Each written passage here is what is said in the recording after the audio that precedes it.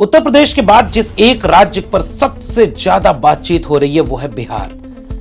बिहार पर वो बातचीत कम हो रही है जो असल में ज्यादा होनी चाहिए, और वो बातचीत सबसे ज्यादा होती है जिसका कोई बहुत ठोस आधार नहीं होता। और वो बातचीत ये है कि अब बिहार में गठबंधन टूटा कि तब टूटा। आज नीतीश कुमार गठबंधन छोड़ जाएंगे, बीजेपी से मिल जाएंगे या कल मिल जाएंगे, इसका कोई ठोस आधार नहीं, कोई ठोस वजह नहीं।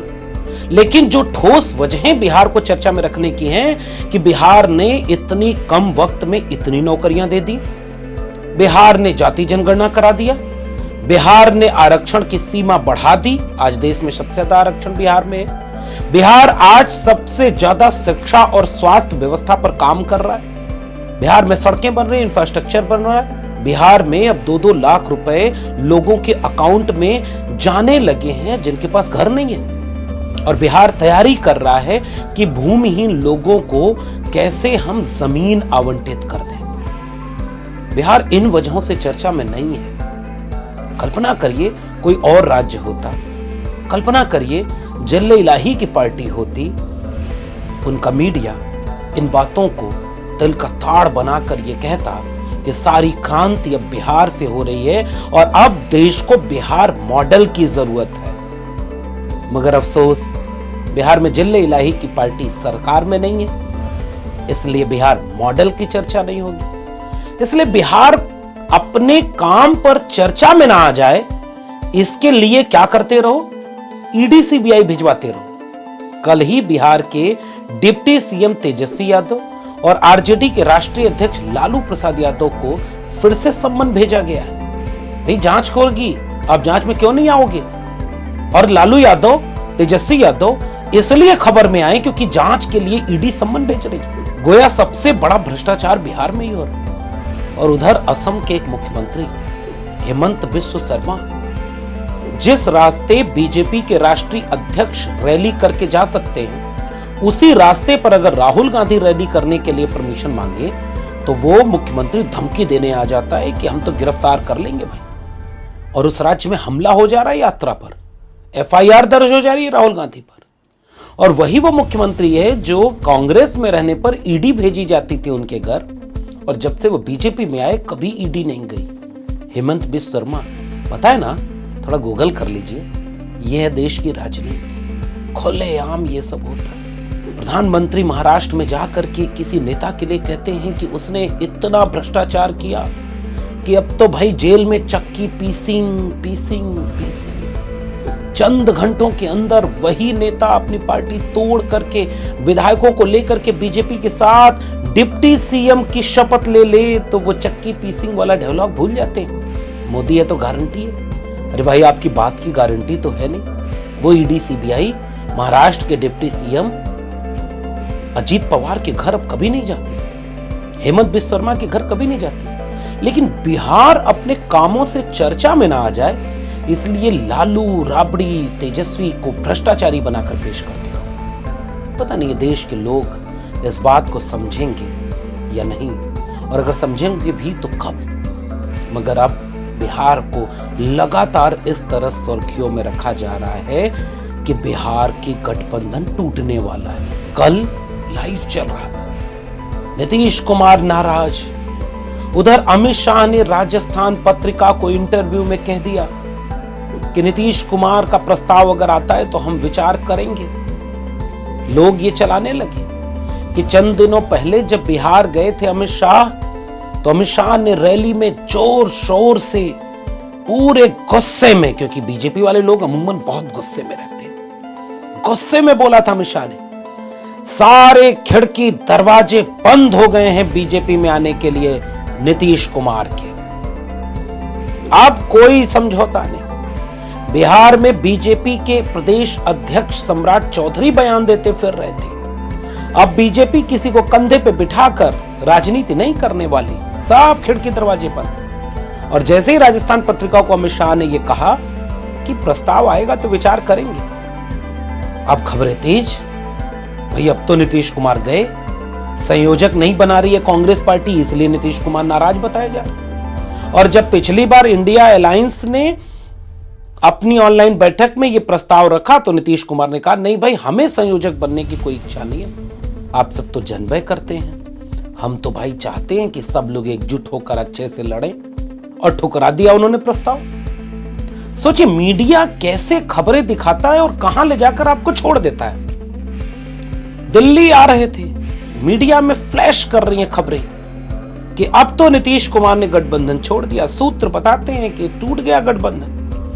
अगले दिन कहते हैं सूत्र गलत हो गया, कोई गठबंधन नहीं टूटा। और उधर जाकर के 13 जनवरी को फिर से तकरीबन 1 लाख लोगों को नियुक्ति पत्र बांट दिया। मुख्यमंत्री नीतीश कुमार और तेजस्वी यादव उप मुख्यमंत्री दोनों एक ही मंच पर थे, और वहां फिर से तेजस्वी यादव ने नीतीश कुमार की तारीफ करते हुए कहा कि यह है हमारा सामाजिक न्याय का राज्य। मीडिया फिर परेशान कि अब कैसे बिहार को खबर में ले आए, कहीं बिहार नौकरी बांटने वाले मुद्दे से खबर में ना आ जाए, क्योंकि जिले इलाही से लोग सवाल पूछने लगते हैं कि 2 करोड़ रोजगार प्रति वर्ष देने का वादा था, 10 साल हो गया, 20 करोड़ नौकरी कहां।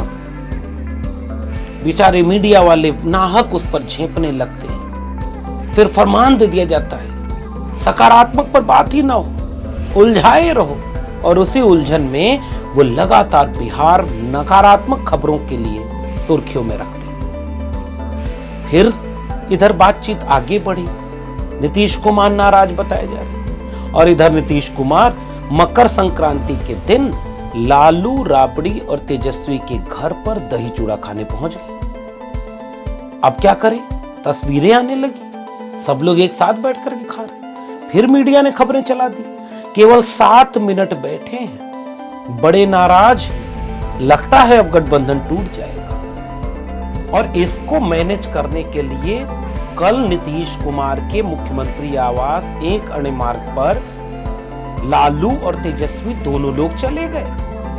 अब तो गठबंधन टूटा, आज बिहार से शाम तक कोई खबर आ जाएगी। पता चला उधर से तेजस्वी यादव निकल के आ रहे, उन्होंने कहा भाई हम तो सरकार चला रहे, हम तो राजकाज के लिए मिलने जाते कि भाई कैसे कर सरकार में क्या काम है, मिलते जुलते रहते, ये तो सामान्य बात है। जिस सीट पर जेडीयू लड़ेगी उसी सीट पर आरजेडी भी लड़ेगी। अचानक मीडिया को लगा मिल गई हेडलाइन, और अगले वाक्य में तेजस्वी बोल दिए कि जहां जेडीयू लड़ेगी वहां आरजेडी जेडीयू को जिताने के लिए लड़ेगी, जेडीयू के साथ लड़ेगी। अब मीडिया मैनेजमेंट फिर और तेजस्वी यादव उसके आगे बढ़कर के यहां तक बोल गए कि बीजेपी का सूपड़ा साफ करेंगे हम, बिहार से मिलकर जिताएंगे।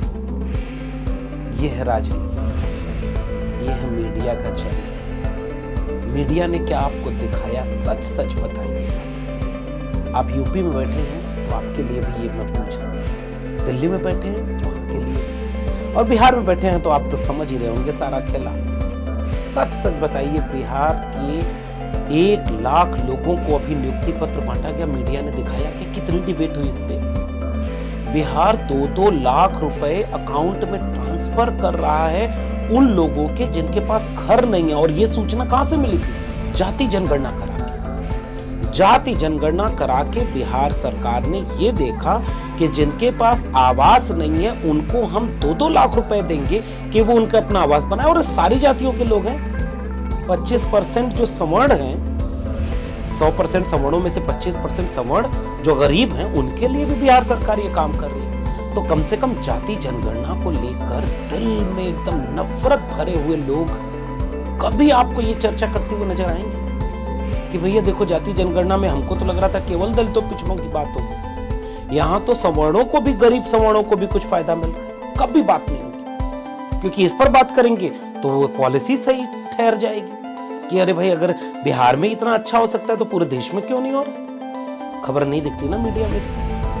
आपको खबर मीडिया में दिखी क्या कि बिहार सरकार भूमिहीनों को भूमि देने जा रही है, तैयारी हो चुकी है, राजस्व मंत्रालय पूरा काम कर चुका है। नहीं भाई, इस पर कैसे चर्चा। लालू चोर है, उसके घर देखो ईडी सीबीआई चली गई। ये है नया भारत। आपके मन में, आपके जहन में किन खबरों से, किन नेताओं की कौन सी छवियां गढ़ता है, इसको आप कब समझे। बिहार में रोज गठबंधन टूटता है। ठीक बात है कि उसका एक आधार यह होता है कि नीतीश जी का मिजाज क्या है, ये लोगों की समझ में नहीं आता है। लेकिन मीडिया के उस चरित्र को क्या कहें जो रोज गठबंधन तोड़वाता है। बिहार में जो कुछ भी हो रहा है, इससे बेचैन होकर के किस दिशा में सारी राजनीति जा रही है, इसको आप भी बेहतर समझते हैं। और इस रणनीति पर बात न हो, इसलिए खबरों को नकारात्मक ढंग, अरे भाई ठीक है, मान लो सब ठीक ना हो, तो ये जरा एनडीए में 38 दल हैं, उधर सब ठीक है क्या? तेजस्वी यादव ने ये सवाल पूछ दिया। रोज विपक्षी दलों से पूछते हो कि सीट बंटवारे का क्या? अच्छा चलो 10 बार हमसे पूछते, एक बार तो बीजेपी से पूछ लो। आज बिहार के बड़े मंत्री नीतीश कुमार के बेहद करीब विजय कुमार चौधरी, उन्होंने मीडिया से आके सब बोल दिया, भाई साहब हमारे यहाँ ठीक है, हम लोग तो बात करेंगे, सीट बंटवारे में थोड़ी बहुत उलझन आएगी, उसको सुलझाने के लिए बैठेंगे। आरजेडी और लेफ्ट गठबंधन कांग्रेस एक साथ मिलकर लड़ा था, हम बीजेपी के साथ लड़े थे, इस बार समीकरण बदला हुआ है, तो थोड़ी बातचीत तो करेंगे कि कौन कितनी सीटें कहां कैसे दें। लेकिन इसको लेकर के रोज आप हमसे सवाल पूछते हो, रोज आप इस पर बात करना चाहते हो। कभी बीजेपी से पूछा है कि हम कितनी सीटों पर लड़ रहे, कहां से लड़ रहे, फाइनल हुआ? अच्छा ये जो रामविलास पासवान जी वाली पार्टी है, इसके 2 धड़े हैं, कहां से लड़ेंगे चचा, कहां से लड़ेंगे भतीजा? एक बार भी आपको कोई बाइट दिखती है जब बीजेपी के प्रदेश अध्यक्ष या बीजेपी के राष्ट्रीय अध्यक्ष के सामने मीडिया वाले माइक ले जाकर ये पूछते हो क्या हुआ गठबंधन का, टूट गया क्या, गया खत्म? नहीं, ये है मीडिया मैनेजमेंट। कैसे लड़ेंगे आप इससे? आपके तिल के ताड़ को बनाकर पेश करना और उनके ताड़ को भी तिल बना देना, तिल भी नहीं बना। कल्पना करिए इस तरह बिहार में जो गतिविधियां चल रही हैं, इससे आपके जहन में क्या तस्वीर बनी? नीतीश कुमार को न होते हुए भी गठबंधन तोड़वा दिया। ठीक बात है कि राजनीति अनिश्चितताओं का खेल है। राजनीति में कुछ भी अंतिम नहीं होता, कुछ भी तय नहीं होता। सब कुछ सबसे महत्वपूर्ण ये होता है कि कल क्या होने वाला है, और कल क्या होने वाला है इसका दावा आज नहीं किया जा सकता। लेकिन कल बुरा ही होने वाला है, ऐसे मीडिया से हम सबसे महत्वपूर्ण बात ये करेंगे कि आज जो हो रहा है उस पर आप क्यों पर्दा डालते हैं? आज जो गतिविधियां चल रही हैं इसको लेकर के आप क्या सोचते हैं? मीडिया इस पर बात नहीं करेगी। और वही मीडिया दूसरी तरफ जिले इलाही की महाकत्ल सब कुछ उन्हीं के ऊपर कुर्बान करके हमारे दलित, पिछड़े, किसान, मजदूर, गरीब, कमजोर, मजलूमों के जहन में छवियां गढ़ते हैं। और इस तरह की मीडिया से बचना होगा। फिर से एक बात पूछूं, टीवी देखते हैं ना, मजा आता है आपको टीवी देखने में? सज रही है अयोध्या, झोपड़ी के भाग खुलने वाले हैं, आपके घर में क्या हो? दिल में राम, बार बार मैं एक बात कहूं, कस्तूरी कुंडल बसे, मृग ढूंढे बनमाए, ऐसे घट घट राम हैं, दुनिया देखे नाय। उस मीडिया के आंख से मत देखिए, आपके बच्चों के भविष्य खत्म हो जाए। बंद कर दीजिए टीवी, सिनेमा उनेमा देख लिया करिए, मनोरंजन कर लिया करिए, अखबार मत पढ़ा करिए, किताब पढ़ा करिए। कलम और किताब को बचाने के लिए ये जरूरी है, क्योंकि तेजस्वी यादव ने उस बार एक भाषण दिया, वो तलवार बांट रहे हैं, हम कलम बांट रहे हैं। इसलिए तेजस्वी यादव के कलम बांटने की चर्चा अगर हो गई तो दुनिया जान जाएगी।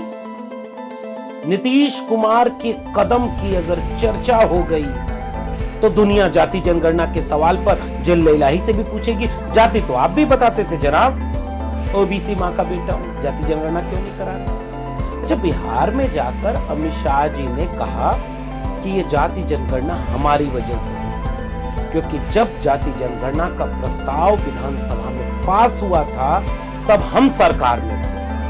अच्छा चचा जी, उत्तर प्रदेश में तो आप ही सरकार हैं, झोपड़ी के भाग खोलना चाहते हैं दलित, पिछड़े, आदिवासी। जाति जनगणना कब करा रहे हैं यूपी में, बताइए ना। मध्य प्रदेश में आपकी सरकार है, एक यादव को आप मुख्यमंत्री बनाए, और देश में जो कहता है कि जाति नहीं होती, केवल गरीब अमीर की जाति होती है, यादव को मुख्यमंत्री बना के बिहार में यादव सम्मेलन करा रही है कौन? बीजेपी। कि अब जो है बिहार के यादव अब बीजेपी के साथ खड़े हैं, क्योंकि देखो एक यादव को मुख्यमंत्री बना दिया बीजेपी। जब इतना सब कर रहे हो तो जाति जनगणना भी करवा दो यादव जी, उनसे कह के नहीं कर रहे। ये कुल्हाड़ी की लकड़ी जो बेत में लगी है, ये कुल्हाड़ी की लकड़ी को दिखाकर जंगल को समझाया जा रहा है कि आओ कुल्हाड़ी का साथ दो, हम भी कृष्ण को मानने वाले। अरे चचा, बिहार में जो मान रहे हैं ना सरकार में जाति जनगणना करा दी, मध्य प्रदेश में कब करा रहे हो? यूपी में कब करा रहे हो? जहां जहां आपकी सरकार है वहां जाति जनगणना क्यों नहीं हो रही? अमित शाह बिहार में जाकर क्रेडिट ले रहे हैं, तो क्यों बाकी जगह पर जाति जनगणना नहीं हो रही? कब ये सवाल पूछा जाएगा? कब इस तरह के सवालों के साथ बिहार चर्चा में? कब जाकर के ये न्याय की बात, समता की बात लोगों से पूछेंगे? और आप ये सब न समझ जाएं, इसीलिए रोज टेलीविजन पर 24 घंटे लगातार जिल्ले इलाही और उनके एजेंडे को दिखाया जाता है, और विपक्षी दलों की फूट, लड़ाई झगड़े उन्हीं को आपके सामने पेश किया। इसलिए सबसे जरूरी ये है कि आप कम से कम अपनी नजर को सजग रखें। शौक के दीदार अगर है तो नजर पैदा करें। आप अपनी नजर पर किसी और का चश्मा मत पड़ने दीजिए, और इंतजार करिए आने वाले वक्त। अपने लिए सजग रहिए कि कोई आपकी मासूमियत का, आपके भोलेपन का, आपके सीधेपन का, आपकी ईमानदारी का दुरुपयोग करके आपके बच्चों के भविष्य बर्बाद करने के लिए वोट न लेके चला जाए। इसलिए उत्तर प्रदेश में देखिए गठबंधन हो रहा है। जयंत चौधरी, अखिलेश यादव की सीट फाइनल। कल को हो सकता है मायावती जी भी आ जाए, कल को हो सकता है राजभर भी आ जाए, कल को हो सकता है कि दरवाजे खुले रहें, लेकिन आ न जाए, इसलिए दोनों को आपस में लड़ता हुआ रोज दिखाओ। वैसे ही बिहार में हो रहा है, लेकिन बिहार मुझे लगता है रास्ता दिखा रहा है, और बिहार आने वाले वक्त में संविधान बचाने के लिए, सामाजिक न्याय बचाने के लिए, और इस देश को मोहब्बत और प्यार का भारत सबके लिए बनाने के लिए आज फिर से रास्ता दिखाएगा। इसी उम्मीद के साथ आप सबसे शुक्रिया।